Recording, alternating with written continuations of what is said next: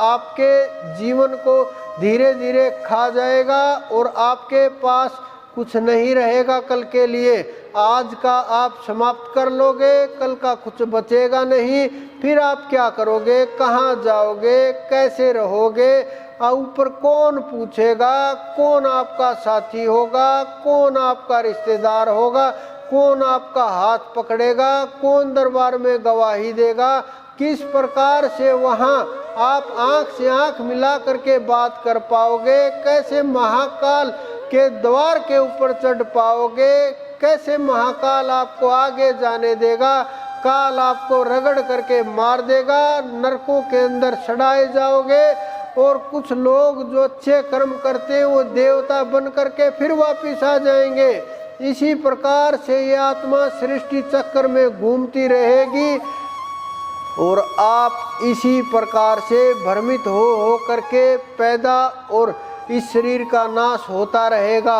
आत्मा न पैदा होती है न इसका नाश होता है, ये इसी प्रकार से बस चलती रहती है जब तक इसको मोक्ष की प्राप्ति नहीं होती।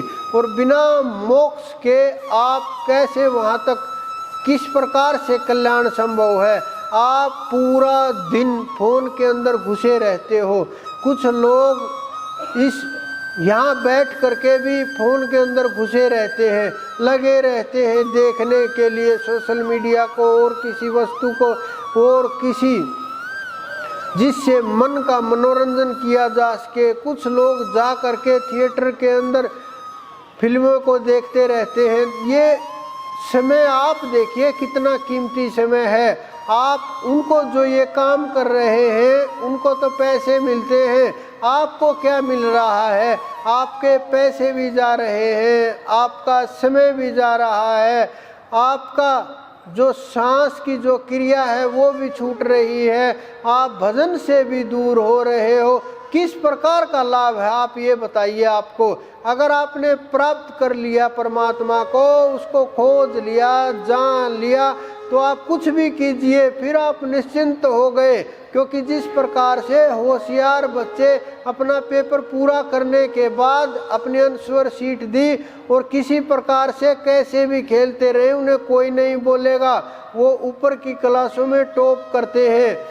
और फिर इसी प्रकार से जब आप अपना पूरा कार्य कर लोगे, प्राप्ति कर लोगे, उस परमात्मा तक पहुंच जाओगे, फिर आपको कोई बोलने वाला नहीं होगा, कोई कुछ कहने वाला नहीं होगा, काल आपका हाथ नहीं पकड़ पाएगा, आपका भय समाप्त हो जाएगा। आप कैसे भी रहो, कुछ भी करो, कैसे भी जियो, कोई फर्क नहीं पड़ेगा।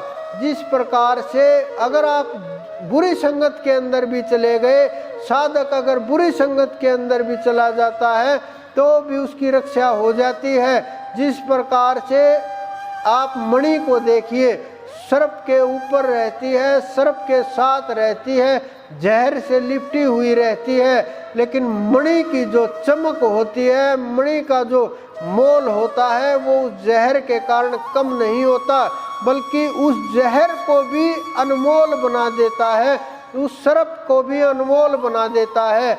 उसी प्रकार से साधक साधना के अंदर अगर कभी नीचे की स्थिति में आ भी जाए तो जहाँ वो खड़ा है वहाँ उसका प्रभाव फैलने लगता है, उन लोगों के जीवन के ऊपर प्रभाव होने लगता है, उनका जीवन बदलने लगता है।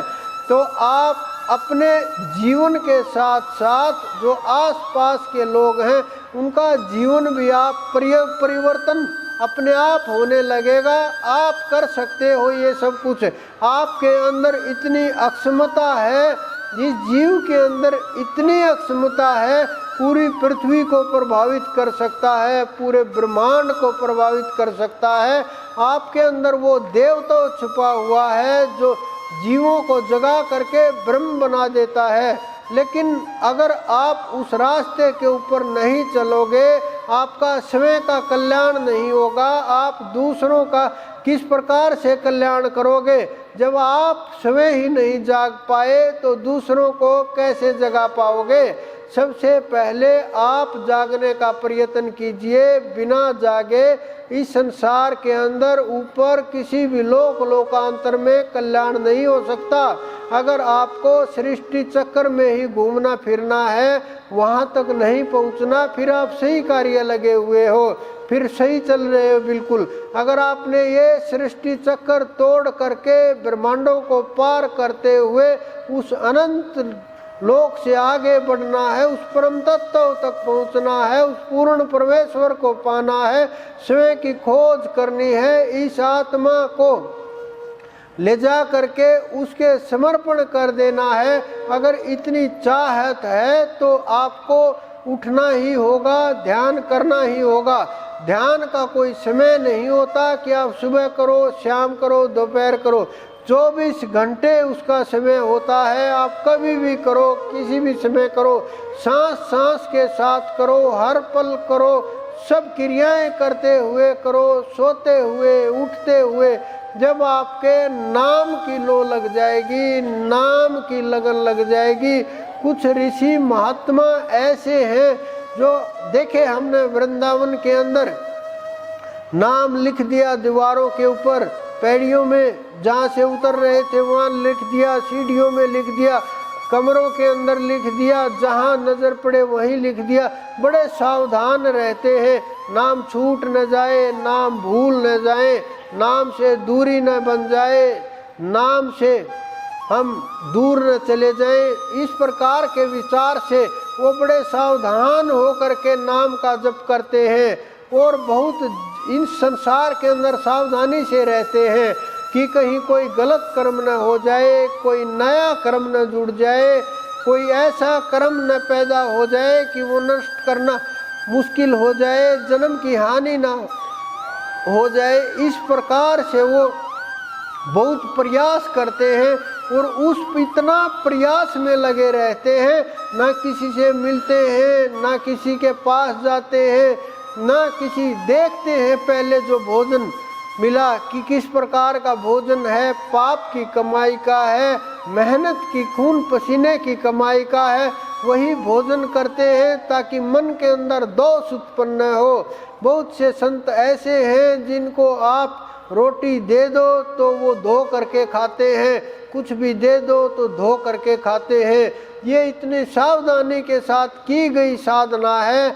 इसका बड़ा रहस्य है कि धोने से जो उन्होंने आसपास के संग का प्रभाव हुआ, कुसंग का प्रभाव हुआ, वो मिट जाए और बस इस शरीर को चलाने के लिए कुछ कण मिल जाए, कुछ भोजन मिल जाए, उसी से भोजन करके। कुछ ऐसे महात्मा हैं जो सप्ताह तक भी भोजन नहीं करते, केवल जल के ऊपर निर्भर रहते हैं।